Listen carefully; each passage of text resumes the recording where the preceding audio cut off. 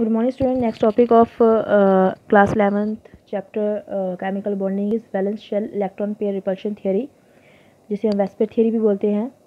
तो ये सिडविक और पॉवल ने दी थी 1940 में और इसको मॉडिफाई किया था नाइलम एंड गिब्स ने।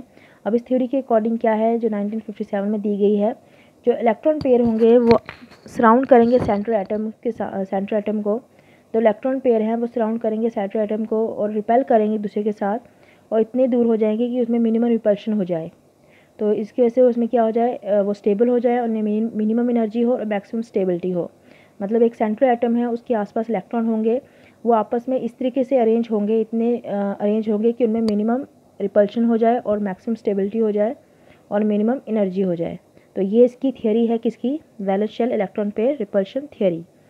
Repulsion, after repulsion electron pair take definite position. अब जो रिपल्शन के बाद क्या है, इलेक्ट्रॉन एक डेफिनेट शेप पोजीशन ले लेते हैं सेंट्रल एटम के आसपास, तो उसकी डेफिनेट शेप बन जाती है मॉलिक्यूल की। तो अब वेरियस एग्जम्पशन दिए गए हैं valence shell electron pair repulsion theory के, वो हम पढ़ेंगे।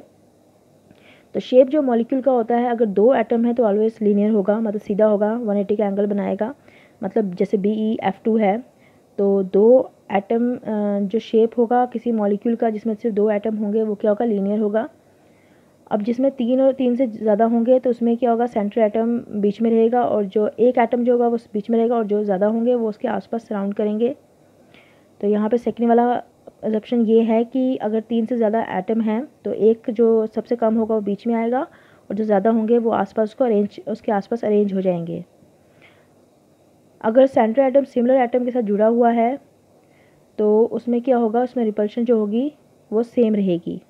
अगर सेंट्रल एटम सेम एटम से जुड़ा हुआ है, जैसे BeF2 है तो सेम एटम से जुड़ा हुआ है, जैसे BCl3 है तो सेम एटम से जुड़ा हुआ है, बोरॉन क्लोरीन तीन के साथ जुड़ा हुआ है, तो उसमें रिपल्शन तीनों तरफ से सेम होगी।